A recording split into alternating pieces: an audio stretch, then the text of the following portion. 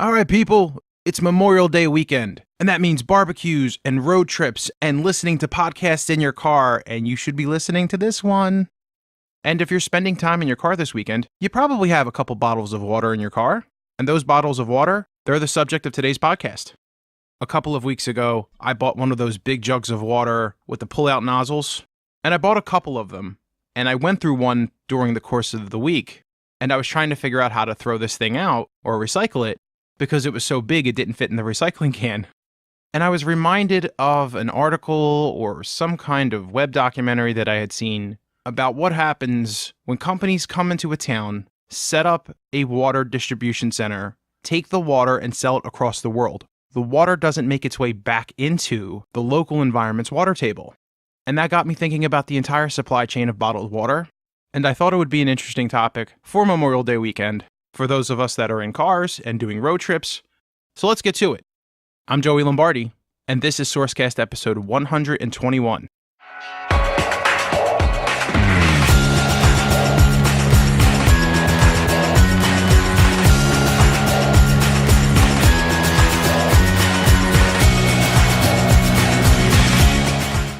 I think you know where I'm going with this one. Yes, I'm going to say that bottling water is probably not the best thing from an environmental perspective, but there are a couple of reasons why. According to HydrateLife.com, the main reason that bottled water is bad for the water system is because of something called water mining, and it's exactly what you think it is. It's when a company comes into a town, drills for clean groundwater, and then they leave when the water's all gone. To give you a more official definition, the state of California defines groundwater mining as the process, deliberate or inadvertent, of extracting groundwater from a source at a rate in excess of the replenishment rate such that the groundwater level declines persistently, threatening exhaustion of the supply or at least a decline of pumping levels to uneconomic depths. So in addition to the water leaving a particular local environment, one of the other problems is when these mining companies come into a town and access the spring, they're pulling the water out so fast that all of the other people accessing the water, they may have to drill deeper and deeper to get access to water that is on their property because the overall water table is declining. There's another potential issue with depleting the groundwater, and that is if a bottled water plant is anywhere near a body of salt water. And what can happen is that overpumping can lead to saline water. And again, this is according to HydroLife.com. In its natural state, there is a balance between freshwater and saltwater that keeps the saltwater at bay. However, once the freshwater levels start to decline, the balance shifts and the saltwater heads in to fill the gaps.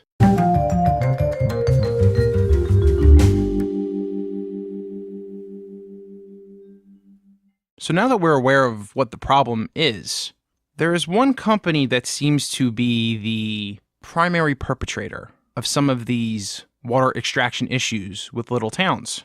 And that company is Nestle. You know, the people who make your hot chocolate. Here's a little bit of background on Nestle. The company started bottling water in 1843 when the company founder, Henry Nestle, purchased a business on Switzerland's Monterey Canal. Apparently, Nestle analyzed and experimented with the enrichment of water with a variety of minerals, with the goal of providing healthy, accessible, and delicious refreshment. Doesn't that sound like the most beautiful PR line ever?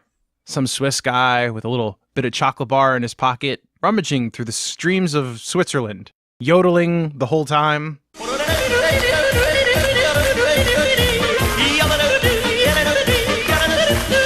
Finding refreshing, enriching water to help you remain healthy. And of course, all of that was courtesy of Nestle's website.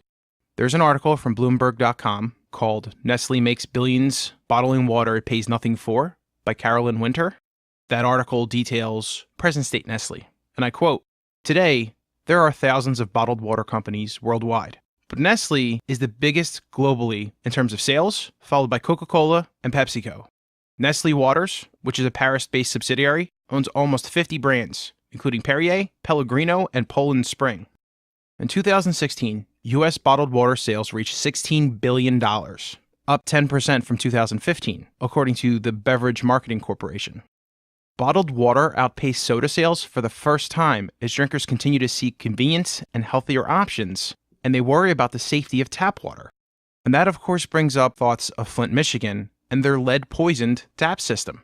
Nestle has a water bottling plant in Michigan, about 2 hours away from Flint, And out of Nestle's $7.7 billion worldwide sales, it is estimated that $343 million of those sales came from Michigan water.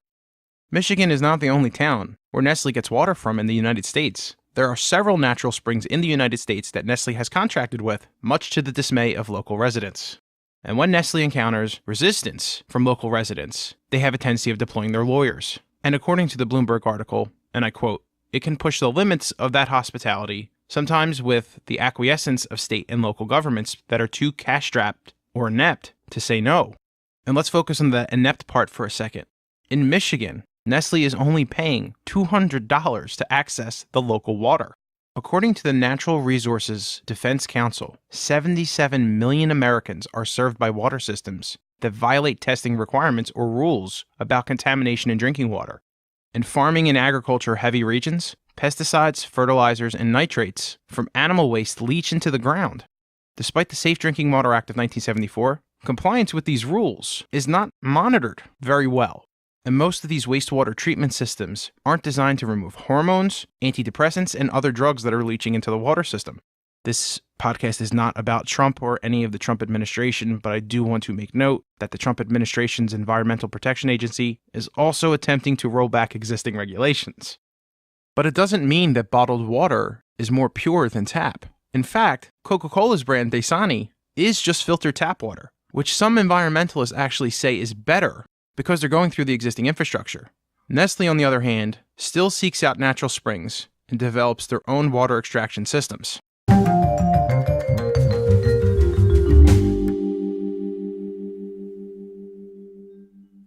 We tend to think of water as an unlimited resource.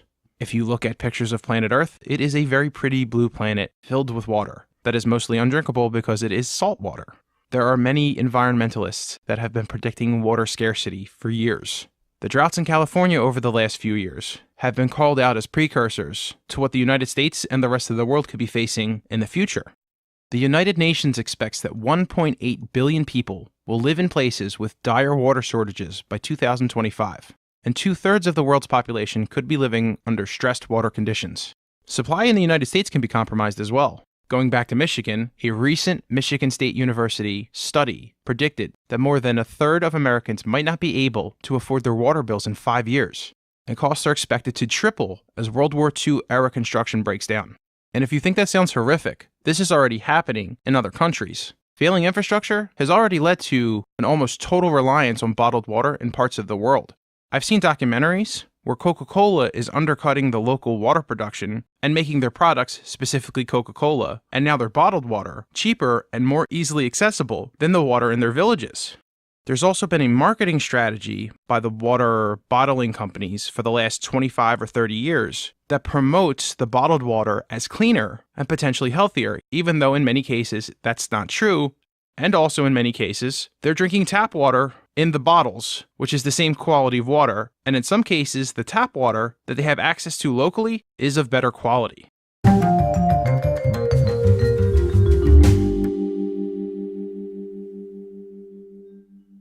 I do want to be fair and say that most of the water resource issues are generally not tied to the production of bottled water.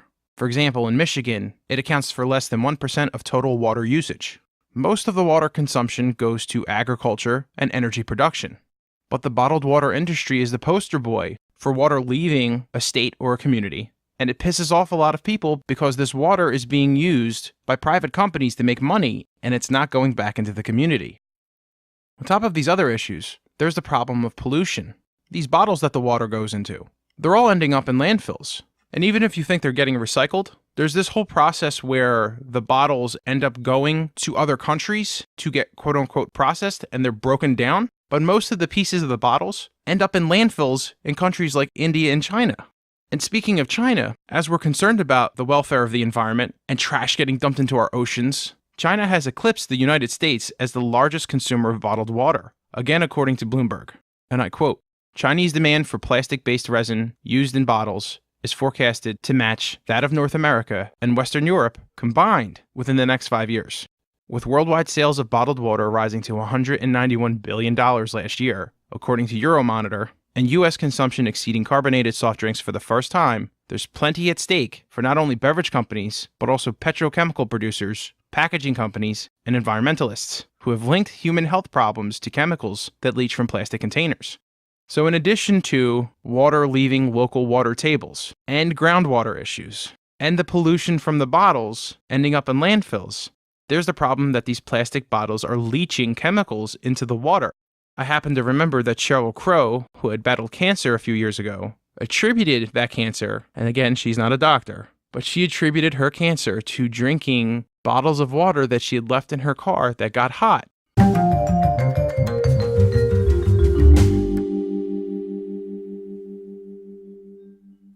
So am I bumming you out on your road trip? Are you looking at that bottle of water that's sitting in your cup holder right now and wondering if you should toss it out the window? Don't do that, that's littering. It's a little bit insidious about how easy it is to get a bottle of water just about anywhere in the United States. In fact, it's so much easier than accessing a public fountain, a water fountain, not like a decorative fountain, or some other place to get water.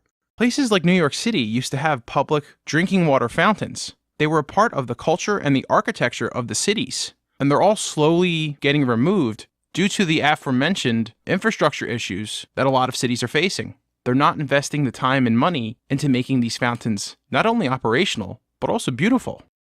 The bottled water companies also did an excellent job over the last 30 years at making people think that bottled water is healthier and that tap water is inherently unclean or potentially polluted.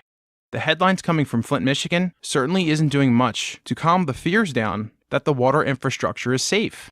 Personally, a few years ago, we started eliminating even the reusable water bottles made of plastic in the house and went with stainless steel and aluminum solutions. But over the last year, my wife and I have been drinking quite a bit of seltzer water. And actually, we've been switching from cans to the bigger 2-liter bottles, which is in plastic. So I have been a huge offender, even though I've been fairly knowledgeable about the situation. And those seltzer water bottles, they go right into the recycling, and they're probably getting shredded and ending up in a dumpster, either here in the United States or maybe in India. So if you have a chance this weekend, if you find yourself in a drugstore, pick yourself up a nice aluminum bottle. Hopefully there's a place that you can fill it up and keep yourself nice and hydrated as you're hitting the beach or going to a barbecue. And whatever it is that you're doing, I hope you're having fun and I hope you're being safe. Be good, people. And that's all we have for this week. You can find SourceCast on iTunes, Google Music, and all of your favorite podcasting applications. SourceCast is recorded in Bucolic, Mantua, New Jersey, and it's produced by my dad. The outro is performed by me, Ben Lombardi, and music is provided by Patrick Lee. Thanks for listening, and we'll be back next week.